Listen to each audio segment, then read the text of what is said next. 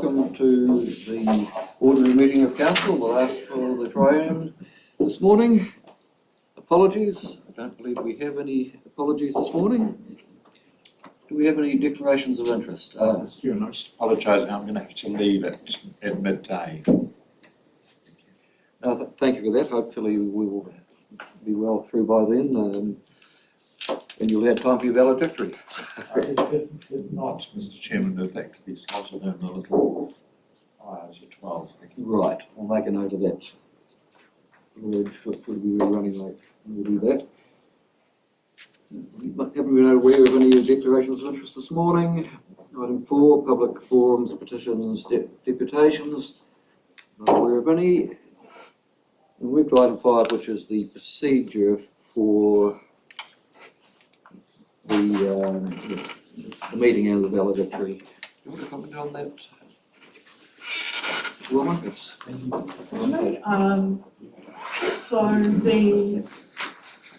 This has been the last meeting of training, and the purpose of this meeting today, apart from the staff reports that are before the council for decision, is to provide an opportunity for councillors to farewell those that know that they are not standing for election, not returning, and to farewell the council at the end of this triennium.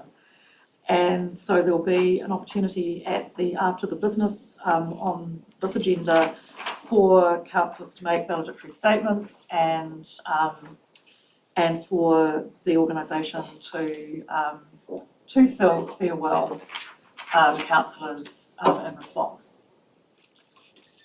Thank you for that. We'll move to item 6, which is the confirmation of minutes. The first one up is the ordinary meeting of the council for the 24th of August 2022. Are there any additions or changes? I'll move. Moved by Eric, seconded by Jeremy. No changes. I will put the motion. All in favour will say aye. Aye. Against no. Carried. We'll move to the extraordinary meeting of council 28th of September.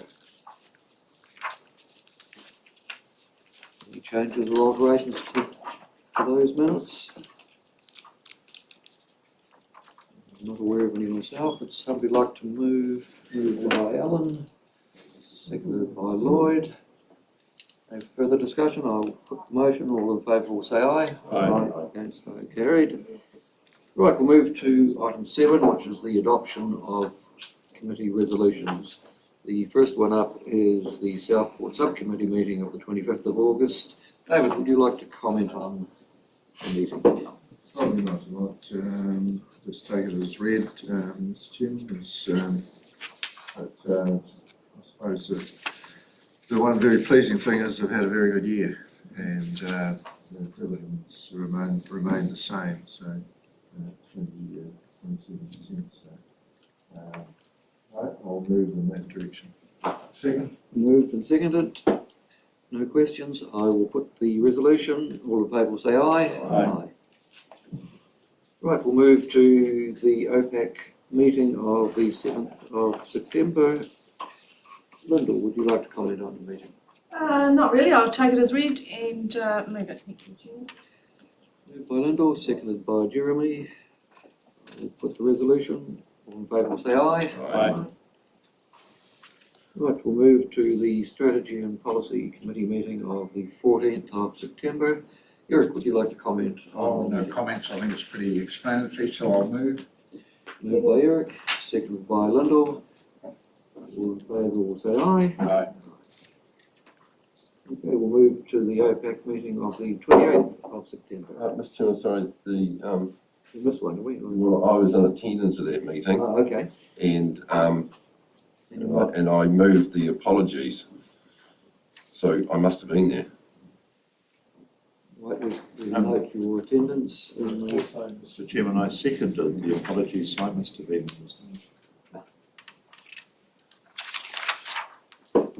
And you're both not on the... Okay, so we're happy to... Strategy and policy, yeah. Strategy and policy, so we're happy with that, with the additions of Lloyd McCallum and Lloyd Esler. Okay. So did we We did actually do it, but yeah, what is, okay. Now, with those alterations, so we don't, the moving secretary, happy with that? Okay, we'll move to the OPAC meeting of the 28th of September. Lyndall, have you any comment on? Fairly self-explanatory, Chairman. I'll move that. Moved by Lyndall, seconded by Jeremy. I'll put the resolution, all in favour will say aye. Aye. And last but not the least was the Civil Defence Emergency Management meeting of the 29th. Neville, would you like to comment on your meeting? Take it as read, Chairman. I'm having difficulties with my computer here, so I'll just have to go from memory. If anybody's got any questions, I'll be happy to try to answer them. You're moving, seconded by Lloyd. Any questions? oh, I can't see it, Mr. Chairman, but I have a comment to make. Yep.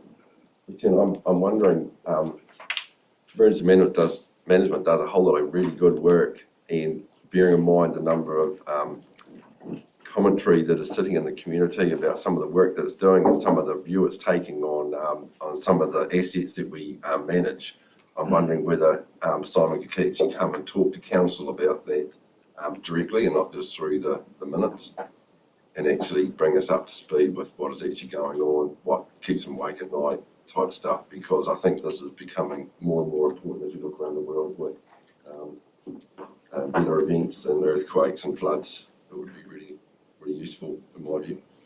I think it's a good point, Lloyd, and probably a very good part of the induction for the new council. Absolutely. Because we are very fortunate to have a emergency management system in Southland that is joined up and does work very, very well. It's the envy of a number of other areas, so I think staff will certainly note that as part of the induction. Okay, we Put the motion, Chairman. put the motion, all in favour of the resolution, we'll say aye. Aye. I don't think we had to second it because I wasn't at the meeting, so I can't second it. Second it for the purpose of discussion. Okay, well, that's fine. Right. I'm happy to do that. Yes. So moved and seconded, resolution has been passed. We will move to item 8, which is actually going into public excluded. We've got 2 items in there, then we'll return to public session. So I'll ask for the reasons for going into public excluded.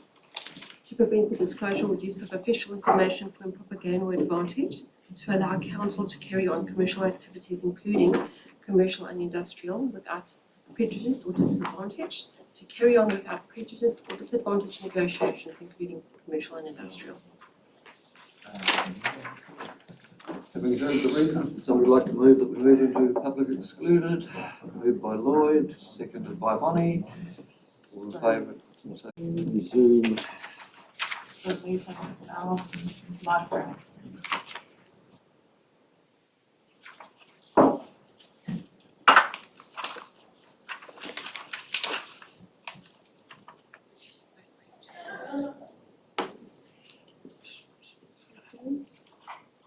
These live streaming. Right, so not aware of any, item 9, not aware of any extraordinary or urgent business, supplementary reports or other. We'll move to questions. I've not been made aware of any questions this morning. So we'll move through to Chairman and Councillors' reports. Mine are listed, but just a brief comment on going to the Queen's Remembrance Day in Wellington. It was actually very well done. I had initially thought I didn't have time to go, but my wife said this is history, you should go, and I'm actually very glad I did. Met up with a number of the other mayors and chairs beforehand, but you know, the atmosphere in that cathedral was quite amazing, and it has a bit of history, and we sort of met up with a few people that aren't going to be here next time, including Jim Bolt, who some of you might have seen jump out of a aircraft dressed as a sheep yesterday to make a point. So that was very good. We had Troop Attire meeting earlier this week, which was a very good meeting and well attended by by mayors throughout the countryside. But happy to answer any questions of anybody on the other activities that have taken place. If there are none, do we have any other verbal reports this morning? Lloyd? Yeah, thank you, Mr. Chairman. The Fonterra community meeting was held on Monday night, which was a really interesting meeting. I arrived a little bit late, but that's just beside the point. The couple of three things that came up through that meeting, I've raised with their staff, the turnout for that meeting is actually getting lower and lower, and I've raised with staff today whether those meetings are actually fulfilling the obligations under the consent and compliance. But the information, that aside, the information that was given was, because it's a self-auditing company and they notify us of any breaches, and for most things they're well underneath the numbers, but a couple of things that did come up through there. Next meeting they're going to try a Zoom option because one of them has to travel 90k to attend that meeting. It's their right to do so, so they're going to try a Zoom option. That aside, there was some commentary around the nitrogen 190 kg of synthetic nitrogen. It's not reported out there as that, and because it has organic nitrogen, we're not too sure how that sits with some of the recordings that we have. And the same with the air emissions, whether they're reporting on a PM10 or possibly in the future PM2.5. While they're recording that, the consent actually has a different grouping under the emissions. So I'm not sure whether that is important or not, but it's some of the numbers that come through. We're just trying to make sure there's all the standardisation. There was quite a bit of discussion around the aquifer. The aquifer is, as many know, is reasonably low, and they are looking at water recovery to, especially after Christmas, if it continues at low levels, is what they can do to process with water recovery and using different water from different parts of the site. And there was the normal discussion around coal versus power, transition times, what does it look like, what does it mean, what is Fonterra doing in its national sense, and also what Fonterra is doing in its local site. And my understanding, I thought Stirling was actually on wood pellet, but I think it's next year it's on wood pellet. But anyway, there was discussion around that as well. What does that actually mean? How does it work? So overall, good meeting, good, open, honest. They notified us of probably a couple of three non-compliance issues that were relatively minor, but they have undertaken with the weather last year because of the ponds dealing in a different way through that summer period. The discharge levels for total P to the river exceeded at least once, so they're looking at what they can do because it changes the way the ponds work. So it's work in progress. Happy to answer any questions. No, thanks, Lord. Now, well, just following on from that, it was actually quite pleasing to see the air quality report for South, and following the VDAP, we got a report that was 5 or 6 years old that showed Invercargill to be one of the most dangerous places to live. Well, the positives out of that is we had one exceedance last year, and it does say that some of the things we are doing are making a difference, and I thought that was a positive story. Robert. Thank you, Mr. Chairman. Lloyd, I wonder if you could flesh out your report just a little bit on a couple of points. You talked about the PMT emissions. This is from your Fonterra report. Yes, Is Fonterra also required to supply us with data on their CO2 emissions? yes. Is that? Some of the reporting that I saw actually accumulated more. You might be best to talk to some of the staff, but some of what we would, if I said farmer language or around this time, PM10 or PM2.5, it's part of what the emission number is. So they know all that stuff. So we're just trying to make sure that the numbers, especially with nitrogen one, we talk about 190, are those sites managing their 190? I think the actual number is 46 by memory, but their total nitrogen going on is over 200. So we're just trying to make sure that we're talking about the same thing within the what are we actually reporting on? What quantities are we reporting on? And making sure everybody's on the same page. And following up you referred to the discussions they had around, had at the meeting around their transition to cleaner fuels. Could you just tell us essentially what did those discussions say? Did they say no progress has been made?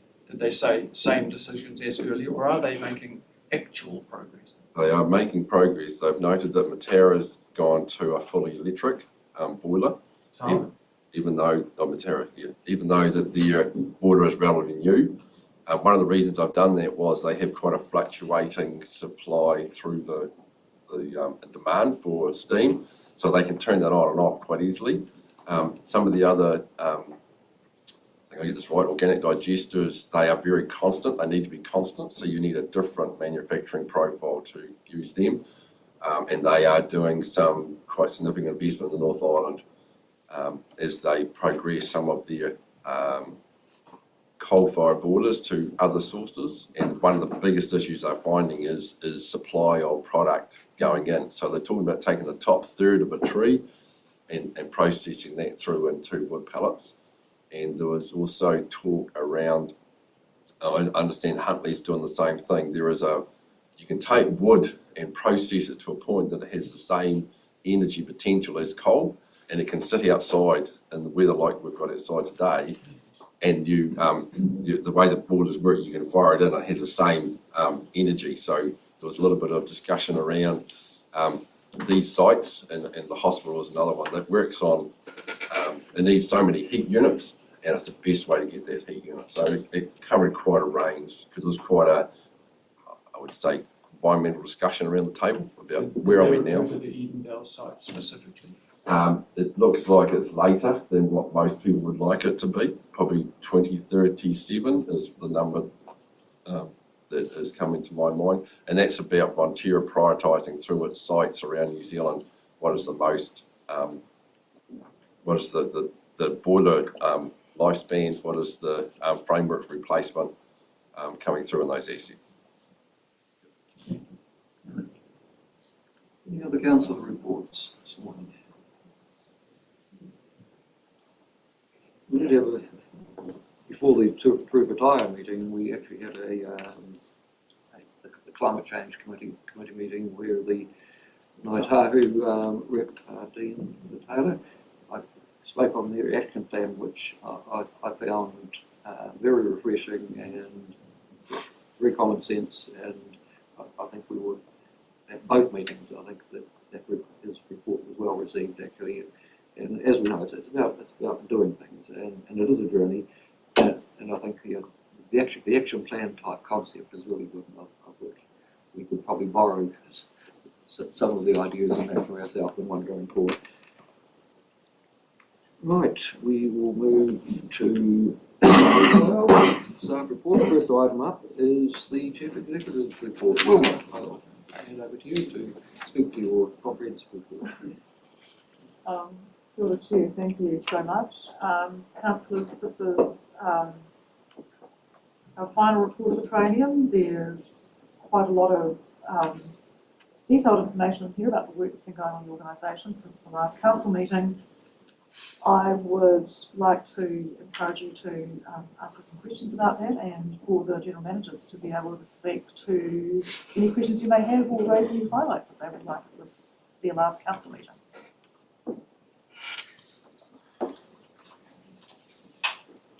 I've got Neville and Lloyd. Yes, Chairman, under the science report on page 58, the Te boat shed, the gauge shed, where is the boat shed? To the Te Anau one, is it? Yeah, lots of boat sheds around Te Anau.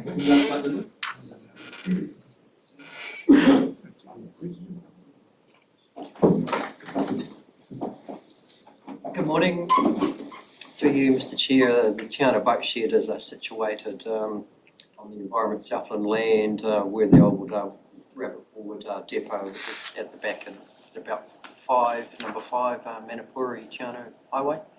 So there's a series of sheds that hold back to the old Rabbit Forward days, and the boats stored in those sheds. Thank you for that. The next question I have under that same heading was the dead eels in Queen's Park. Did we reach a resolution about that? because I've seen them and they're feeding on dead ducks. Maybe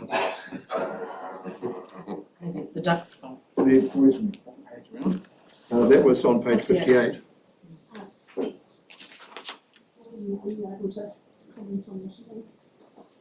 I don't know whether we had a result or not in the PSO. Through you, Mr Chair, I believe that they have put some sensors out into those ponds to check dissolved oxygen levels to see if that's a contributing cause. So I don't think it is resolved yet. It's still doing work. Thank you. My last one was relating to consents, page 61, Chairman. Winter grazing costs, have we got a final cost for that? It says it's likely to be under 500 and is it online yet? The application form's online yet?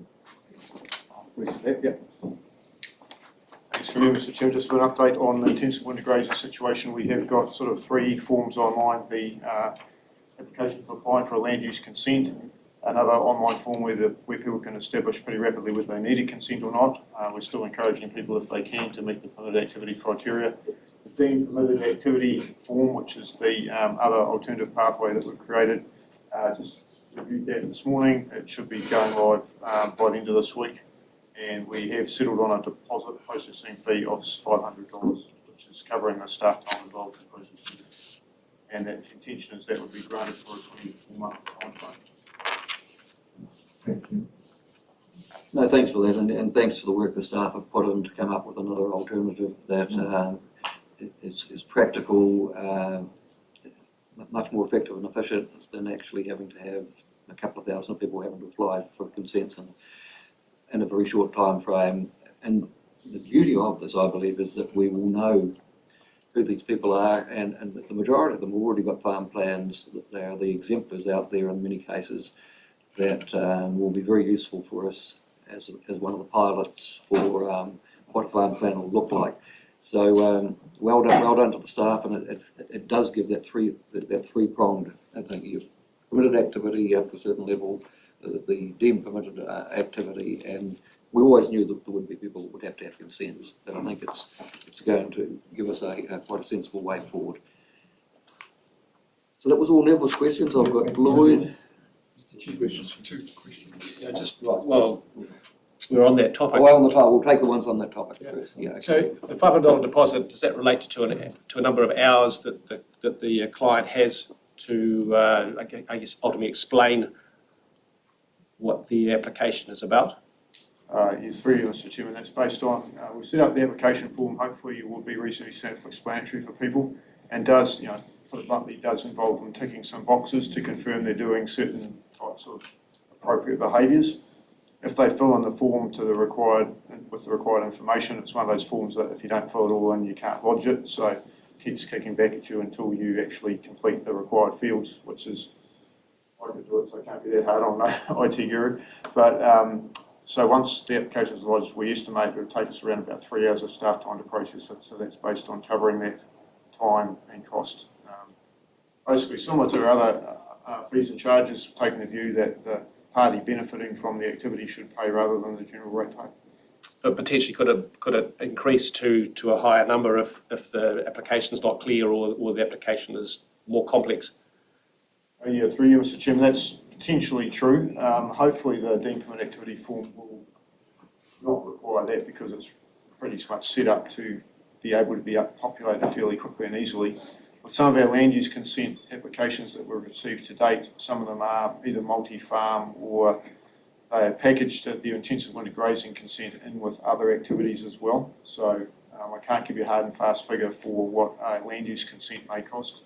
There's the $1,725 processing deposit, but if it's a multi-farm thing, it could exceed that amount. Did we have anybody else on that same issue? Yes. Robert, then Jeremy. Thanks, Mr Chairman. Have we had any direct feedback from Minister Parker around these processes that we've put in place? Through you, Mr Chairman, I haven't had any direct feedback from the Minister himself, but we certainly engage with the Ministry for the Environment as to whether they would see this deemed permitted activity pathway as an acceptable option. We don't want to be doing things that are either unlawful or not supported by central government, and we had some positive feedback on that. Thank you. just to reiterate, working closely with the Ministry and other regional councils, and again, Ministry is supportive, and talk to regional councils have a range of tools that they can deploy, and this is one example of that. And the other regional councils, whilst interested and supportive, they have different circumstances. So Otago, slightly different, was that their plan requires a consent, even if the regulations were different. So each regional council's got different, but over time they may adopt this approach as well. Thank you. We'll take Jeremy, and are you going to be on the same topic as? Not the same topic, but while Bruce is in the seat, yes. Oh, okay. I'll take Jeremy, then we'll go to yours. Yeah. Just in regards to the cost, if it is deemed that it only takes 2 hours, you would reduce the cost, refund?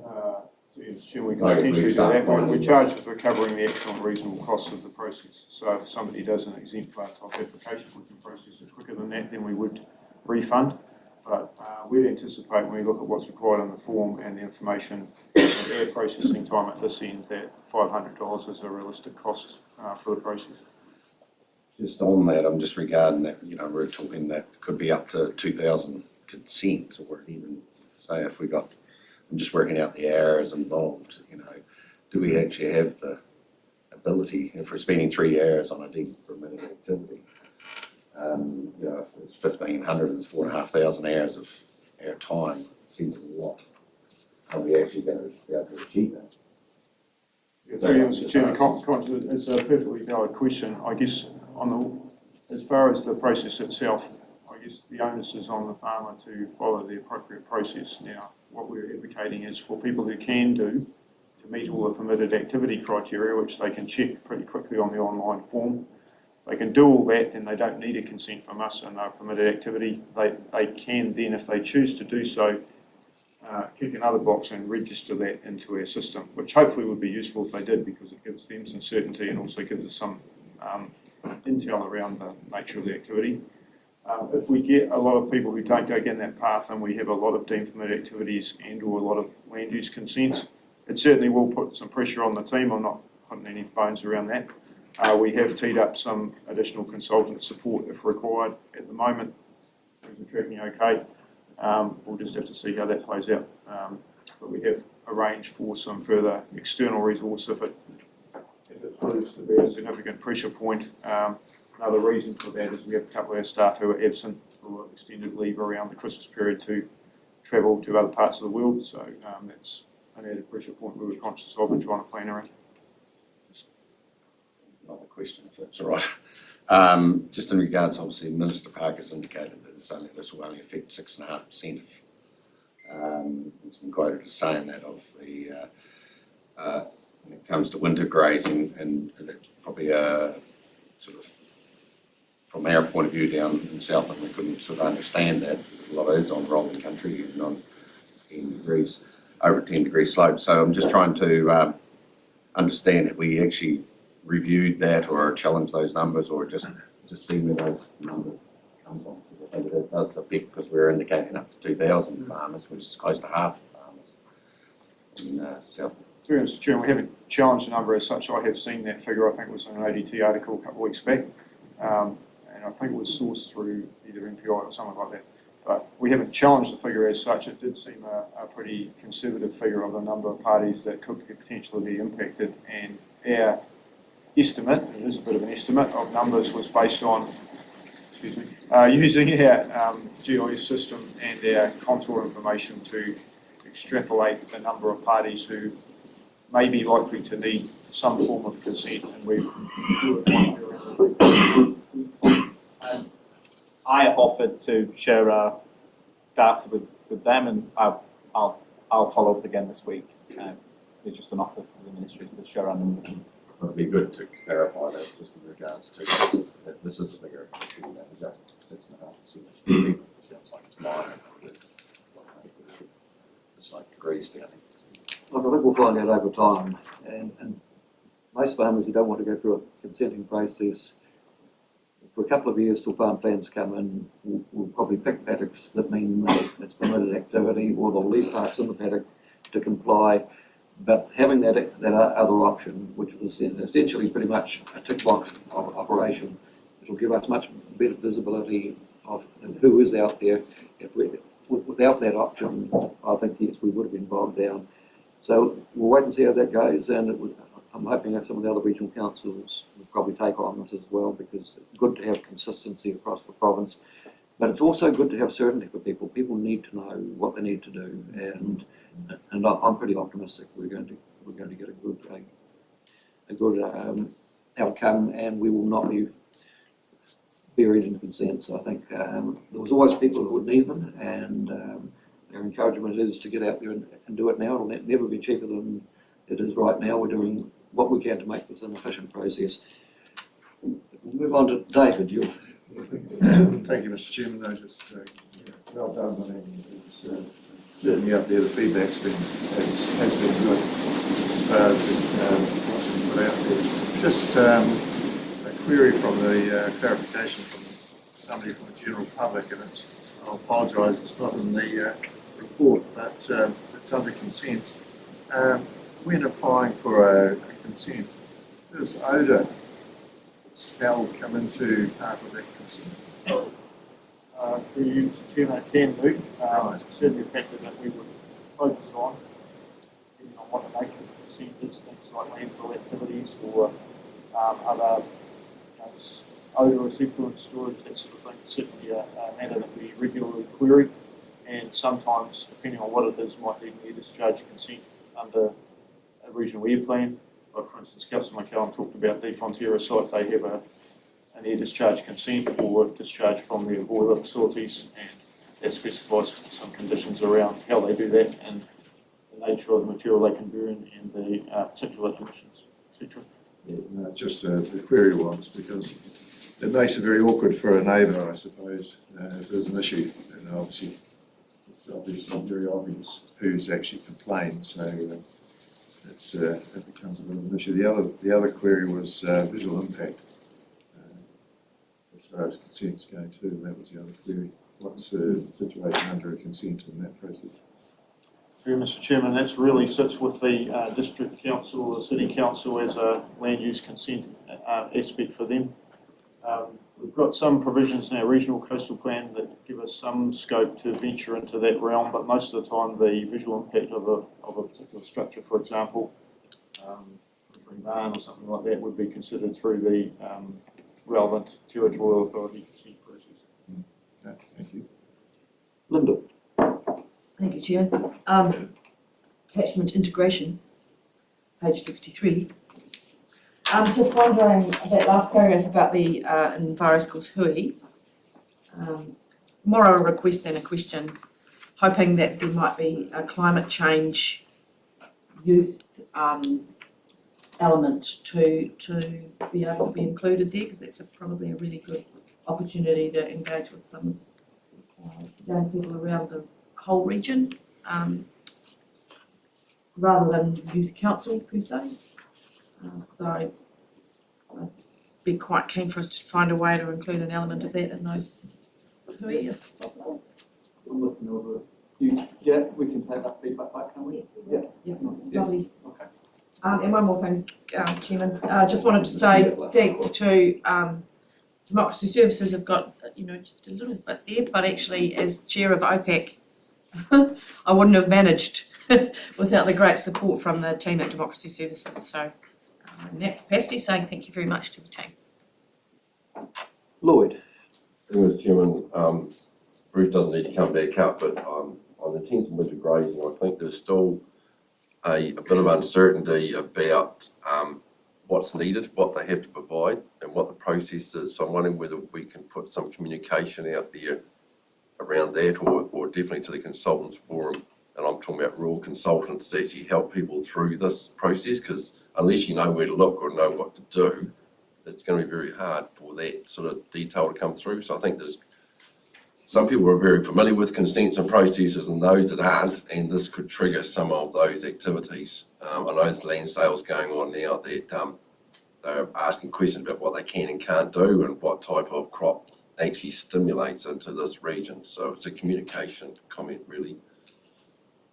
Through you, Mr. Chairman, it is a good point. We had a dedicated session on this with the Consultants Forum last week, which went fairly well. Most of the regular consultants are reasonably familiar with this, but I think there's scope for us to do some further communication for the farmers themselves who are affected, because not everybody wants or necessarily needs to deal with a resource management or environmental consultant for some of these processes. So we've done some communication. I think once we've got the steam permitted activity thing fully stood up at the end of this week, we probably need to do some further publicity around that, but generally speaking around we've got a specific page on our website and things which people are using, but probably need to publicise that a little bit more. So Yeah, I was thinking more of the rural consultants that are doing the one-to-one farm activities for the regular visits, not necessarily the consultants for that does plans. So it's the different consultant framework. Jim may have been part of some of the forums, but yeah, we can certainly capture that. The second question really relates to the farm plans. And I had a discussion with Lucy the other day, because I'm not sure what's anticipated through the process as far as you have a farm plan. What does a certification layer look like over that? And then what does an audit layer look like over that? And how does that come together with some confidence? And I think there's a little bit of, we've been talking from the top down, but from the bottom up, I'm not sure whether people are aware of what will be provided and how that would actually come through to something that is ticks those two boxes, because they could actually start fighting one another and it doesn't take us anywhere. So I'm not too sure what a certifier does and what an auditor does in that process. I think we need to be clear about that before we go too far down this track. I know we've got a trial going on with the ministry, but unless that's clear, that actually could actually turn around and everybody just gets angry and we're going, well, what are you actually trying to do here? We've made decisions on our business, probably every month we're changing decisions because of weather or outlooks or financial whatever.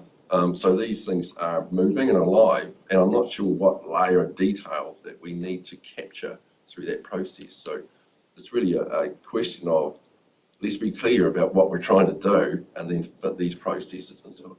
So as I understand it, the pilots, I don't think the detail around the certification and the audit provisions are finalised, and I think that's something that the pilot is attempting to work through, as well as formalising how to use a template and to go to a variety of farms and figure out how that applies, because there's different farms, different circumstances. I still think that's to be brought back for further consideration. So the pilot will, for at least for environment, for Murihiku, sort of help inform that discussion for going forward. I don't know, Keith, if there's anything. Yeah, like you said, there is a lot of water to go under the bridge, but the certifier role will make sure that the farm plan is up to standard, and we're figuring out what that standard will be and how it will achieve Aurora and the goals of the freshwater farm plans, water quality improvement in Southland. So that is a big part of the pilot that we're doing this in the next few weeks. And I think we've got a real opportunity here to actually come up with a template that other places will pick up on. The farm plans that will be want them to do, farmers have got to own them. We don't want it to be too onerous. We don't want it captured by consultants and having an extremely expensive and thick document. These have got to be plans that are used on a daily or weekly basis. And we know from experience some of the stuff on the Apparima, what's going on at the farms has improved dramatically with the plans in place. So I think we've got an opportunity here to actually have something that's common sense, and so I'm very excited that we are one of the pilots going forward. And to sort of one of my focuses, and Lucy, I thought she was in the room, will be to bring an update of how the pilot's progressing, because I think it will stimulate quite a bit of conversation around it. Mr. Chair, just further to that, we had a session with several of us last week with the Ministry of the Environment on this topic, and one of the points that we made was trying to capture all the intellectual property and effort that's gone into existing farm plans in different formats around the province and the country, and provide a transition pathway so all the effort that's gone in the past doesn't get lost and have to start from scratch on that. The other interesting thing, which I hadn't previously picked up, is the regime for these farm plans is set out in the RMA. One of the roles that regional councils have is appointing certifiers and auditors The intention, as I understand it, is to have that done at a single national level rather than 16 councils, regional councils doing it, which sort of makes a bit of sense from an efficiency and consistency point of view. And also could get quite tricky and political if you're trying to decide whether you should appoint local people who may be your residents and ratepayers as advisors. It makes a bit of sense to take it to the national level. So I probably have another view on top of that, is that this is one of the things that we'll do as a council, and these farm plans, we could actually talk them to about business plans or industry plans, that this is going to be something that we, as every activity that we have, will have something like this. I think it's important that they do, and showing progress towards these community goals that we have. We talk about farm plans, but you could actually say it's an industry plan, it's a business plan across wider than just agricultural sector. And I think that's important that people realise that this is a new way of thinking going forward, and everyone's holding ourselves to account here. I think that's very important. We need to move on, but I'll take Robert and then get someone to move the resolution. Thanks, Mr. Chairman. I don't mean this to be a valedictorian, but I've sat around this table for many, many years, and we spend an inordinate amount of time talking about farming issues. And I'm just thinking about the regional forum, and one of the findings that they made very clear to us that best practice farming was not going to be good enough in terms of what the region needs. And as I hear these fine discussions about coming up to best practice, are we bearing in mind what we've been advised by the forum that we charged with thinking about these things? I think we all know that best practice is one where we want people to be, and okay, that's not the end of the journey, Robert, but these plans which David Parker and Minister O'Connor approved as a pathway forward is an important step, and I think the work we've done to actually get some of that through is important.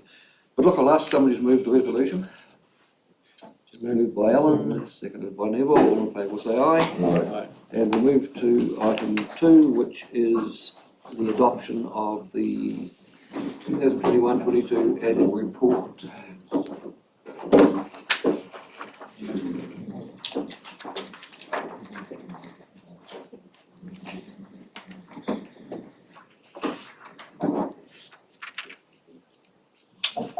Welcome, Rachel and Tanya. Would you like to comment on the report?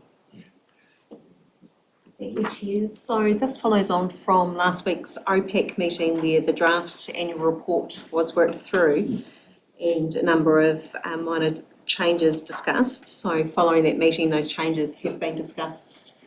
Those changes have been made, and I'm happy to just check in with those that were there whether the changes met what was required. Tanya, is there anything you'd like to highlight from last week that has been changed particularly? Thank you, Rachel, through you, Chief. Some very minor formatting changes. There was changes to a couple of the disclosures, contingent liability disclosures, where we've added a word or removed a sentence as a result of requests from the auditor. Councillor Baird pointed out an anomaly and an analysis of our trade receivables, which we've corrected. There were no other adjustments to the financials. For those who weren't at the OPEC meeting, I would just like to summarise the year financially to say that we arrived at the end point very close to our forecast from the March period.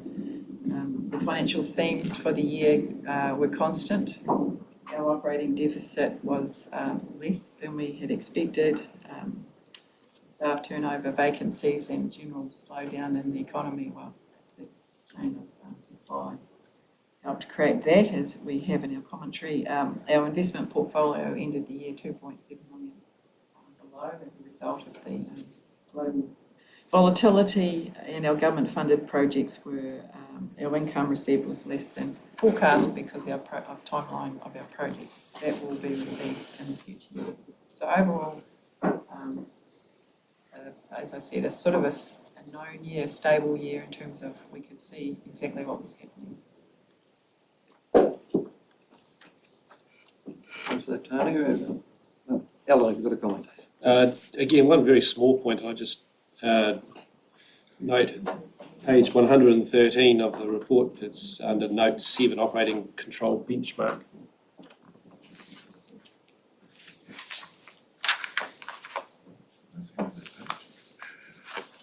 It's just in why the bar graph is gold for 2022, which should indicate, or does indicate, that the benchmark wasn't met, where in fact it was.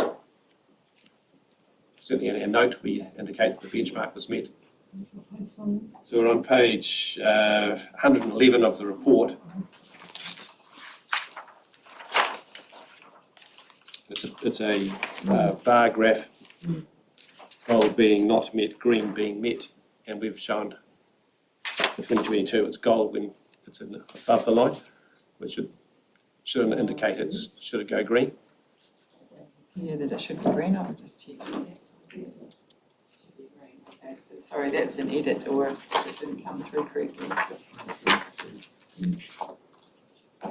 We can adjust that before we publish, thank you. Alan, any other comments? Lyndall? Thanks, thanks, Ellen. It's always good, always good. Just wanted to say that there was a discussion at OPEC about the targets being achieved or not, as the case may be, and in some cases, the not achieved is actually a reflection of the way the target is worded, rather than the work not having been done. And in particular, there's a target on page 24 that, I think it's, no, maybe that's not the right one. There were some targets that were not achieved because it was well and truly out of our control. So I just wanted to highlight the fact that actually, I guess the general feeling from the OPEC committee was that a good look at how we set those targets and their measurability is going to be important going forward. But I'd also like to thank the team for getting us to where we've got to as part of our 3 years. We're doing okay, I think. Thanks, Tim. Thank you, Tim. Eric? I just looked at the non-achieved and I thought it looked like a reasonably serious black mark, and I'm wondering if a traffic light of 3 colours, no progress, partially achieved, and achieved might be a better way of reflecting what we've done, because at first brush it looks like not achieved is no progress, and in many cases there's quite a lot of progress, in my view, under some of those ones that are not achieved. I mean, I'm not suggesting we change all this now. This is a comment for future annual reports. This is a matter that's not, we have no control over. Oh. It either is achieved or not achieved. So it's not our choice.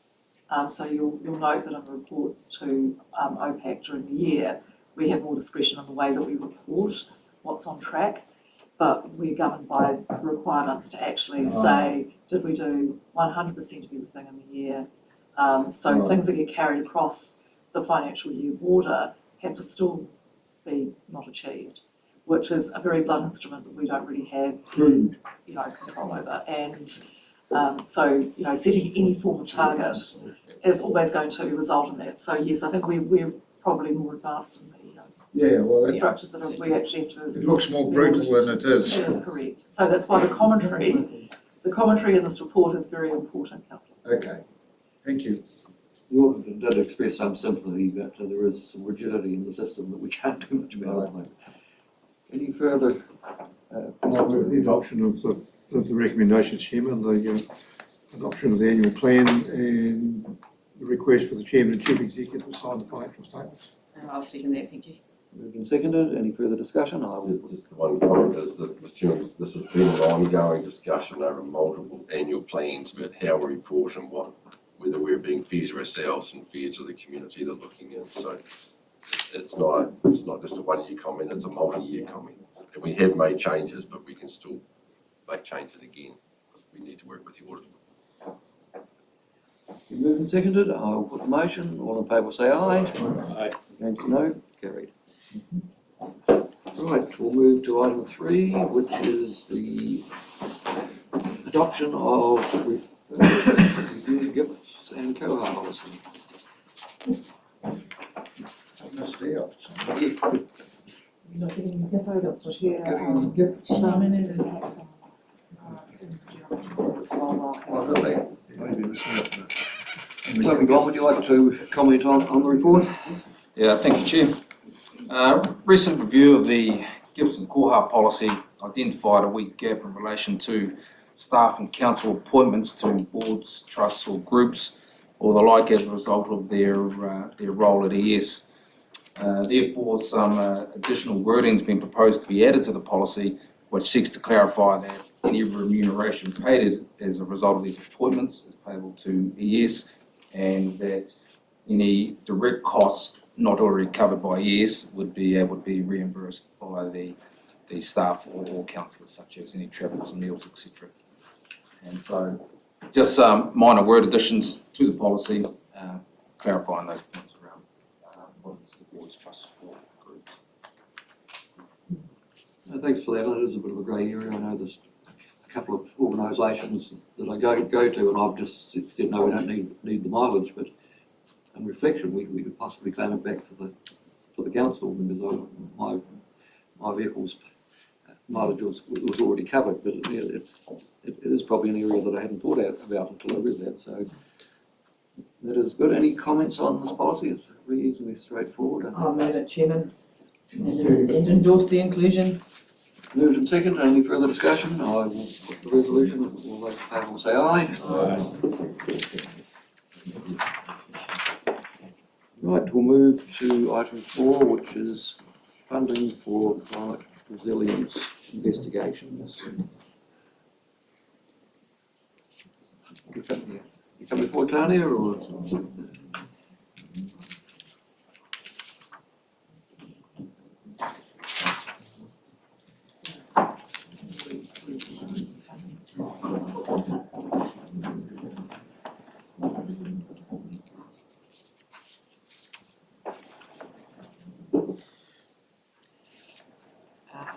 Any comments, or should we go straight to questions? Are there any questions for staff on this? It's probably reasonably straightforward. The only question, Mr. Chairman, is any future funding able to capture this cost, or is this just a straight cost to us regardless? So councillors are not being asked to approve the cost, you've already approved the expenditure. It's that it is taken, the reason it's come before you again It's under leasehold. is because it's coming out of this leasehold. Yeah, so understanding that, but does the leasehold have any way of reclaiming it back or not? Through you, Chair, if we're gaining money from Kanoa or similar, expenditure on our behalf prior to the agreement cannot be claimed. So this is an investment, and this is why we've asked for it to come from the leasehold. And I think this is an area that it's a reserve that has grown exponentially over the last 10 years, and there is a reserve balance put on there too, which is sensible. So I think I'm reasonably comfortable. I'll move the recommendation, Chairman. It's essential that we're ready for any applications we might make to government to have this information available. Thanks for that, Neville. Moved and seconded by Lloyd. Any further discussion? I will put the recommendation. All in favour will say aye. Aye. Against, no. Carried. Right, we'll move to item 5, which is the Southport New Zealand Limited Annual Meeting Appointment of proxy. And I move those recommendations, Chairman. That's pretty standard that the Chairman has the vote. And the Chief Executive is an alternate. I'll second that, Mr. Chairman. Moved and seconded by David. Any discussion? Straightforward. I will put the resolution. All in favour will say aye.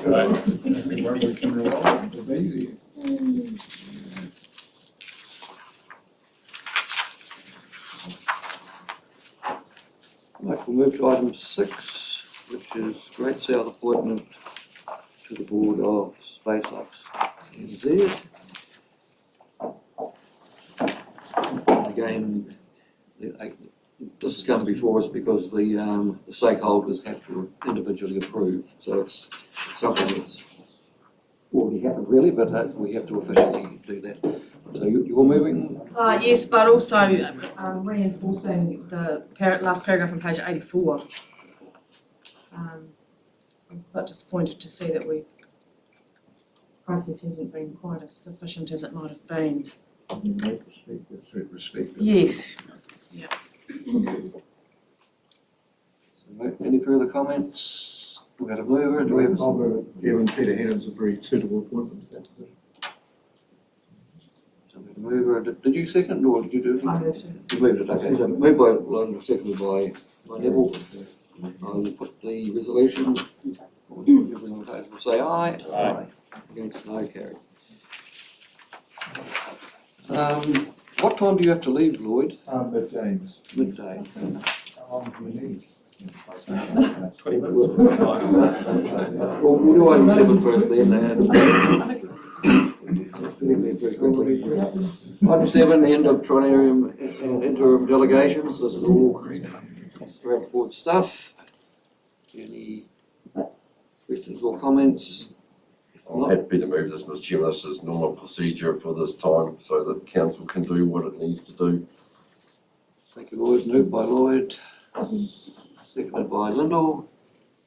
Any further discussion? I will put the resolution. It would be all in favour will say aye. Aye. Against, no, carried. So I can make a comment. Yep.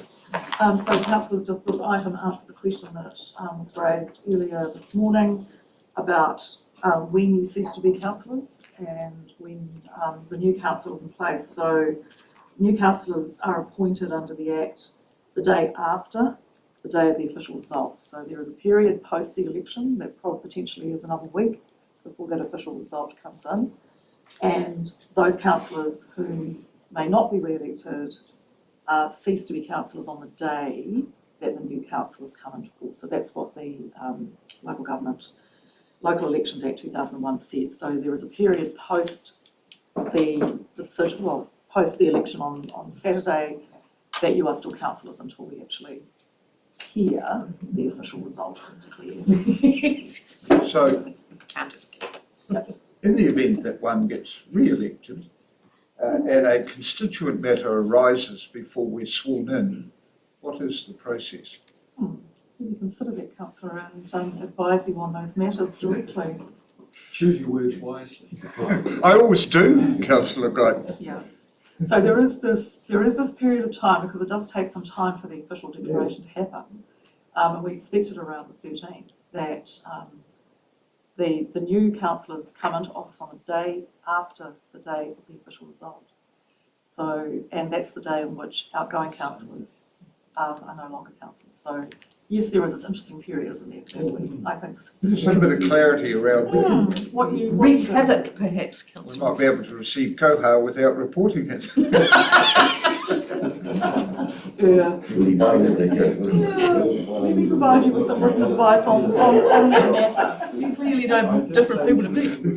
Okay, moving right along, we'll move to item 8, update to staff delegations. And you're also fairly straightforward. I'll move the recommendation. Moved by Neville, seconded by Alan. I will put the resolution, all in favour will say aye. Aye. Against, no, carried. Move to item 9, local government NZ Zone 5 and 6 meeting attendance, which is pretty early in the new term. So, a resolution there, any? Chairman, can just ask that the privilege is of up to 2 councillors, that's us, the chair and the chief executive. Yes, I think that's the I'll move the recommendation. Moved by Neville, seconded by Lyndall. Any further discussion? I will put the resolution, all in favour say aye. Aye.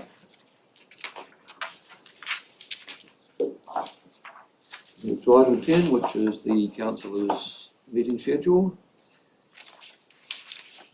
Are there any additions or alterations?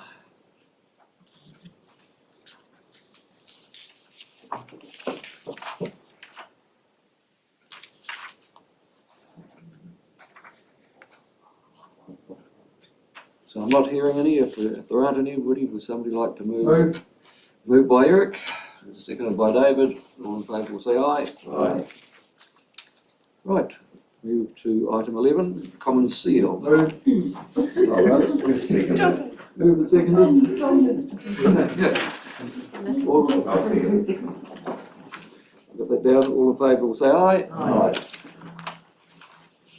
Item 12, is the Grading Districts Work Programme Annual Report. So, through you, Chair, I'll take it as read. This is just the catchment operations programme results, and we will share this with the catchment liaison committees once council have approved it. Randall is online and Paul is here if there's any questions. Randall, could you turn your camera on? Who's camera? Okay.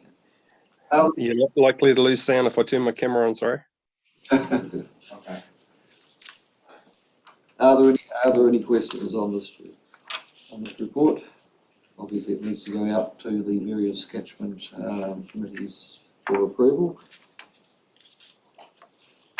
Chairman, it's actually very interesting reading about what we do and who we work with and how it comes together. I'm not sure if we actually see that level of interaction at the liaison meetings to the same extent.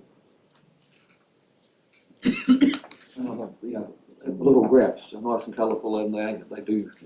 So I'd encourage us to take each one to each area, and I think that's part of the new us, and as far as the liaison committee is concerned. I'd agree, it's a phenomenal amount of work, and hand in hand with our desire to meet more regularly with the catchment liaison committees. I think this is really important information that we should be talking about. I agree. And my other comment would be, some stuff has been delayed for 3 years. It would be nice to know why it's been delayed for 3 years, so just get an understanding of how Paul and the team have actually prioritised the year 1, 2, 3 stuff. Mr. Chair, you talked about flood bank defects. Yeah, so some of that, I know I've had a presentation on it, but it'd be good when we're back out talking to liaison committees, how you've actually structured your report in here and why you've taken the view that you have between urgent, not so urgent, and planning into other work programs. Basically, it's an assessment of the severity of the defect. If you think it's something that's urgent, could lead to a potential failure of a flood bank, then we'll classify it as a one. For sure we can give that and pass on the way that we construct our approach and thinking to the liaison committees, that's for sure. Thanks, Mr. Chair. So one area that's sort of falls between the Makarewa and the Ariti is the Wallacestown bank, or the subsidence. There's no indication on what's happening here. Can you update us on what's currently the case for Wallacestown? We've developed a very rough working plan, yet we need to put it out to introduce the peer review it and come up with costs. Then I think the proposal is to talk to the community about funding it. It's being dealt with by Raymond Strong when he was still here, but he parked it when he left, and we haven't really picked it up since then. So it's likely that I think if I recollect, because I think it's a while since we had the conversation, I think we'll be picking this up as part of the LTP, as part of a potential, and I thought it was, not if Tanya can remind me, was it an inclusion in an existing rating? The existing rating scheme? In addition. So the work that Paul's talking about is trying to figure out how much it's likely cost, and then being able to then, through a formal process, go to the community and have that conversation of how one would pay for it. I still think there's a bit more work that needs to be done before we come back. Yeah. Thank you. And a component of that is actually setting up a district rating through the district council. I'm not sure that's happened yet either, which is probably a key component. Any further questions on this report? I'm conscious we are running out of time. Moved and seconded. Or would you want to speak? I'll put the resolution. All in favour will say aye. Aye. Yes, I think we might move now to Lloyd's valedictory speech, because I know we're under time pressure to catch an aeroplane. So Lloyd, the floor is yours. Oh, thank you, Mr. Chairman. Should I stand up or sit down? Stand up, in case we can't see you. Bring myself to my feet. Well, stand back. Well, I've had 3 years, which seems might seem a relatively short term, but I did three prior terms in various roles with the ICC. So it's total trial, but I'm not standing again for several reasons. The first one, there's lots of teaching stuff coming up, and there's lots of science, environmental education, and historical stuff with schools. I seem to have acquired the role of the go-to person for history and natural history inquiry.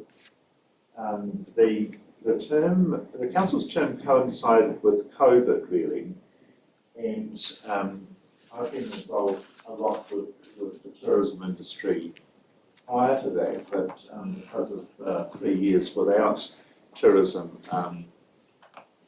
it's fitted in reasonably well. But now that tourism's warming up again, I've got lots more stuff coming, and because those are fixed dates, I can't alter them. The council schedule tends to be fluid, but the tour groups are booked often at least 2 years in advance. Third one, I've got lots of writing and research projects that I'm doing or I'm helping people with. Fourthly, I've got lots of environmental bits and pieces that I'm helping with, and I need to spend a bit more time out and about. I've always enjoyed being knee deep in salt water, and there's a lot more of that still to come. I'd like to congratulate Environment Southland staff and councillors on weathering the COVID, really in the only way possible. It hit us suddenly, and your hand reaches up to the shelf to take down the manual on how to deal with a pandemic, and it comes down empty. So that was well managed, and the staff's work continued. With little interruption in some cases throughout that very difficult time, and I'm very pleased that we're getting over it now. The term has seen quite a lot of changes. We've heard the Maori voice more than we've heard before, and I welcome that. I've got a lot of affection for our Maori partners. River and water issues have come to the fore. Flooding's been dealt with. The problematic stockworks, the wastewater and the water quality issues, the smelter and the energy supply, and in future, so for the future council, as sea level rises to deal with this climate challenges, stock numbers, changes to local government, three waters, floods are coming, fires are coming, the quake is coming, and wallabies are coming. So I'm out of that. But I'm still hanging around in the background, Mr. Chairman. I've got various projects that I'm involved with, so I'm not in the last of it. So thank you very much.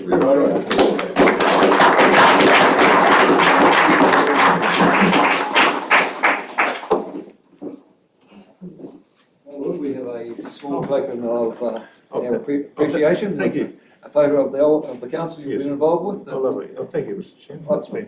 I've always enjoyed the previous support of Dale, and we will miss that, but on some of your other projects we'll probably have a conversation. One of the books you're writing at the moment, but all the best for the future. Very good. Yes, thank you. Thank you, Nicole. Thank you, everybody. Yeah. Lloyd, it's worth noting that the average height of the council has plummeted. We might get Morris back. No complaints from some of us. I've got some great recipes for wallabies. We did lots of them, yeah. Some of your comments, Lloyd, were a bit honest. It's the old saying that if you don't understand history, you're bound to repeat it, and just some of the things you put out there, we're thinking, well, we're standing, but but thanks for that. Now we'll move to David, perhaps.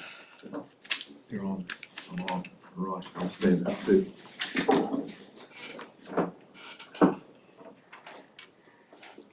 I've never done a valedictory speech before, so I Googled it and it came up. It should never be longer than 10 minutes, and I can assure you that'll never happen. And also, it should have a bit of humour. I'm just wondering how you put humour with local government. That's funny. But anyway, I don't know where 6 years has gone.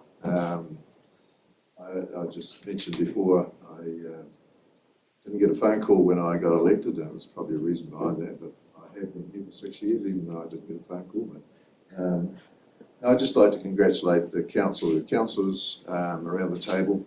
We've had a really good lot.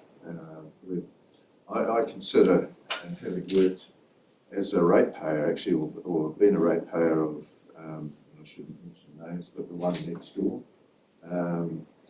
and working through a miner's right as far as irrigation goes at the moment, it's challenging. And I think that this council's functioned particularly well. I'd just like to say, it's going to work through the positives actually, the things that I'll miss. And Mr. Chairman, Nicola, I think you've done a great job.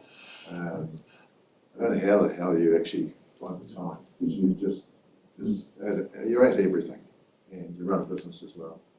And also, I mean, I think you've only had one walkout. Jeremy decided to do a bit of a moved on. One point of order. I think that was wrong. That would be me. I'm not quite sure what you're actually ordering. But anyway, no, well done. You've done a terrific job, and thank you for that. Lord, I'm absolutely amazed at the number of questions you ask. And I just, there's a number of times that you've beaten me to the draw actually. I've been going to ask that question, but you've always done it. So, but I have to say they're all worthwhile asking. So thank you for that. Big Lloyd, your knowledge of Murihiku South and everything is just amazing, even for an old fellow like me that's still learning. Certainly I've learned a lot in your time that you've been around the table, so thank you for that. Eric's the only one I actually knew prior to coming on to council 6 years ago, and we met at a select committee meeting actually in 1999 in Parliament. So, and Eric was introduced to me, and all I got was this big booming voice at the end of the table saying, "I know, David." So, your knowledge, just what you've done in life actually has been amazing, and I'm fascinated with all the experiences you've had, and really, and the stories you tell. It's time to put it in a book.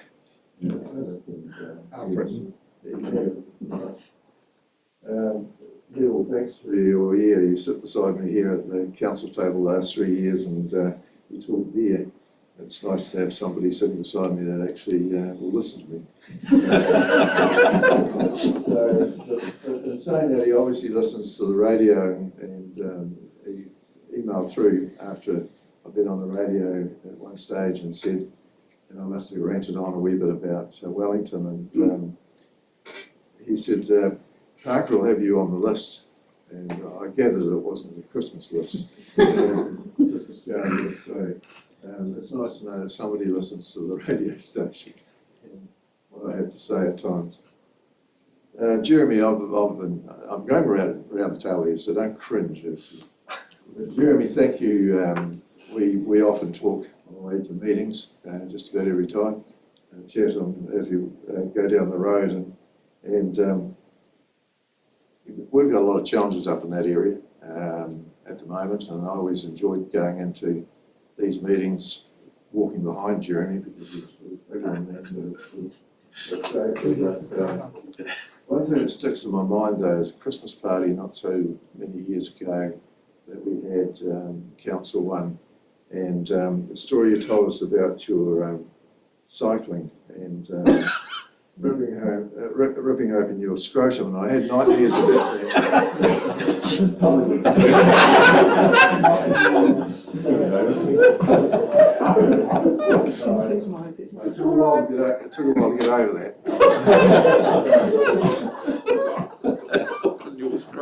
I'm going to top this, Bonnie. Don't even. I can clarify it. Right.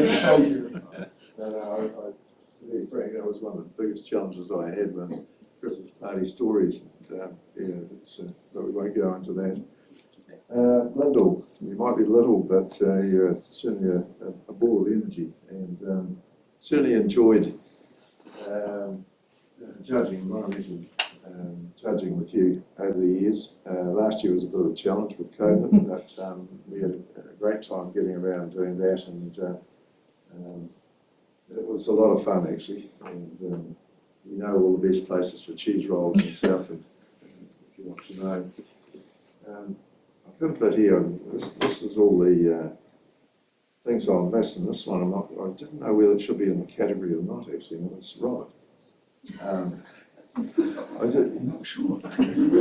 I get quite concerned about your concern about farmers. I talked to Jeremy one day some time ago, and I said to him, I don't know if Robert needs counselling. Maybe he does. So I was not quite sure whether he was serious or not. So, but no, yeah, I can help you with that if you'd like. But no, it's just one thing I didn't enjoy probably was Zooming over the COVID period. It was a bit of a challenge for an old fellow like me, much as I could do it, but it was never like sitting around the table with the rest of you. I always think that it's great to be around the table and actually sort through the issues. But no, I'll actually miss in a big way, actually. I won't miss the drive down and back, but I'll certainly miss not being around the table down here. And I think we've achieved a lot. There's a long way to go, and it'll never change. There'll always be changes in front of us, or in front of the council in the future. Changes, you're looking at setting, which is going to be a biggie for out in the community. Things like flood banks, grandparenting, climate change, irrigation, allocation, all those things. They're huge tasks, and it's just a matter of taking the community with you. That's a big deal. I think actually getting into the community and getting those that are actually respected in the community to come, understand and come along with you is a big part of it. And they usually drag those along that actually are a bit slow in take up. But no, I envisage the workload will be, it'll be huge in the next few years. And I thought to myself, why do you stand? And really, it's a case of doing your thing for the community and actually being part of the future of South. That's what it's all about. So no, thank you. One thing I didn't mention, if I ever need an accountant, I'm going to get out. Never anything gets past you, and well done. But anyway, I'd just like to say thank you all very much. I'd like to have stayed for another 3 years, but family and health have probably taken a wee bit of a toll, not because of the job, but just getting a bit old, and family needs a bit of support at the moment. So certainly it would be nice to carry on, but just thank you very much. Just before, just like to thank the staff. I mean, I've got a list here and I'm going to miss somebody out, but Jan, honestly, Jan was like another hen. She just kept dribbling and going, and she must have got frustrated at times. Jan here? On leave. And no, she just kept everything going, and I don't know, she must have got frustrated if everybody was like me. But no, Paul, Amy, Wilma taking on the job. I think you're the ideal person at the moment. And Rob, obviously, who's not here. Tanya, Rachel, Adrian, Gail, Jane, Ellie, Mel, Patrice, Lucy, Karen, I'm just a whole lot out, but thank you all so much. You must be sort of at the moment wondering who the hell you're going to get next week. It's always obviously every few years. But no, thank you very much. It's been a pleasure actually to be part of this council. And yeah, over and out. Yeah, thank you.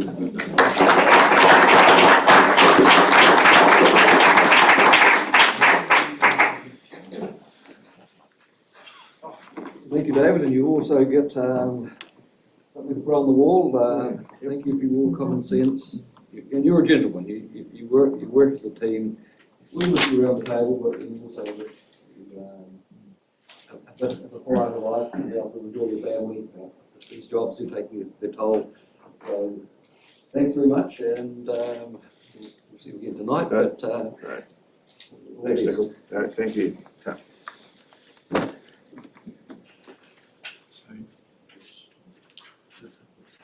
And last but not the least, Bonnie.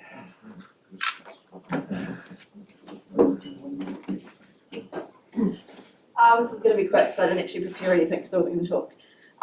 But now I feel a little bit pressured. So I just want to say thank you to everybody who voted for me, and it was a pleasure to represent you. And a big thank you to all the staff at ES. You are amazing. You're amazing at what you do, and a credit to Southland. The only thing I hope comes out of me being here is that we see more young women in leadership roles, and hopefully we see some of that in our polling this Saturday, and good luck to everybody. Thanks.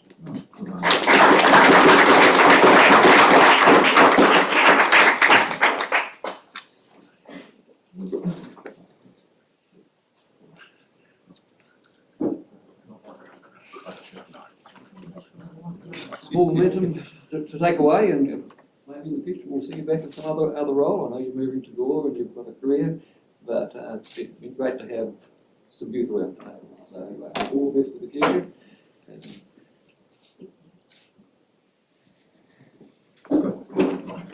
You dartboard. Yeah.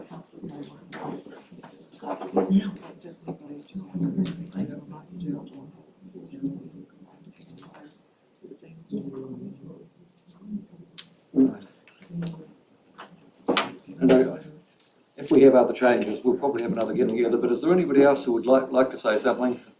It's been a privilege to actually chair this council for the last 3 years in particular, but the whole 6 years. People have been good to work with. We've got some forthright people around the room who will speak their mind, but that you've always treated each other with respect, and I've always found it a pleasure to work with you. I mean, part of this job is actually the quality of the people you work with, not only councillors but staff. But I think we've got a really good team, and we know we're going to get some changes to it in the next few days. But we'll look forward to the future with hope and promise and see what comes out of it. Eric, you were indicating. I think it's appropriate at this juncture, Chair, that we acknowledge your leadership, your dedication, your inclusive style, and the time that you've put into it.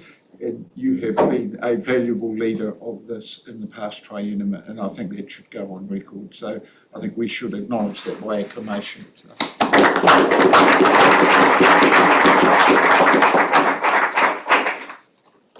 Anybody? Dean, would you like to make a comment? Sarah.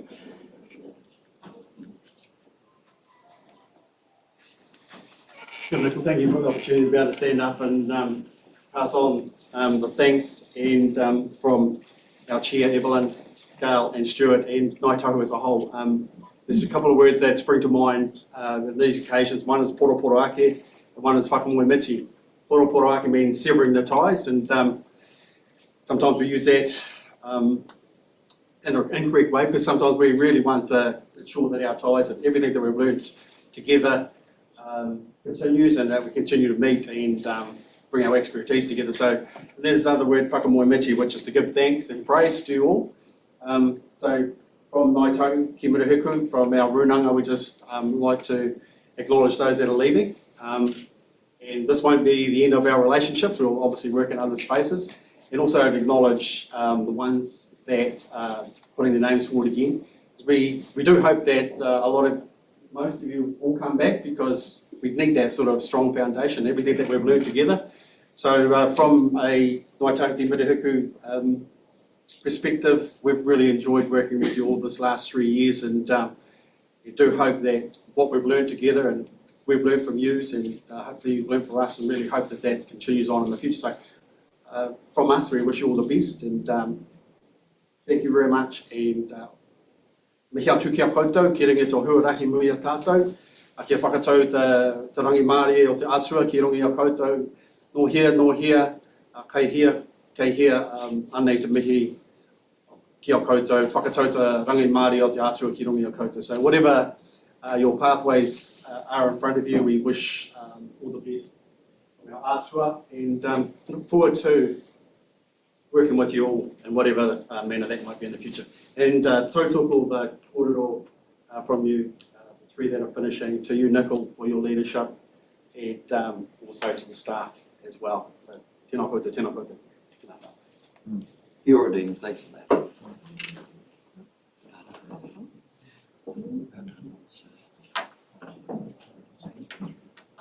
Hi.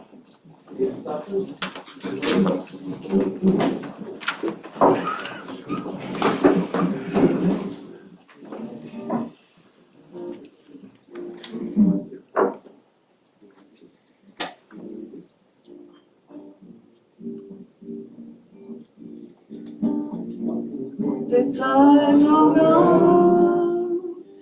he mana ki a ranginui roa papatu anuku. Te whenua te ako, te wai me te ho, inui a ke te aroha, ki muri hiku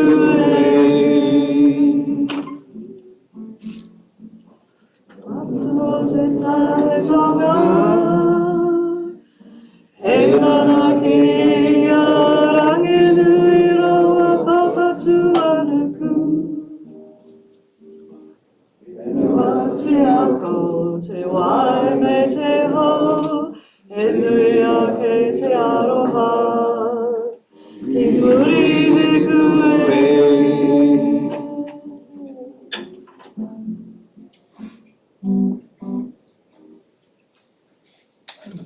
Well done, everyone. I think that's a fitting note to for the last meeting of the Planarium, and I wish everybody well for the weekend.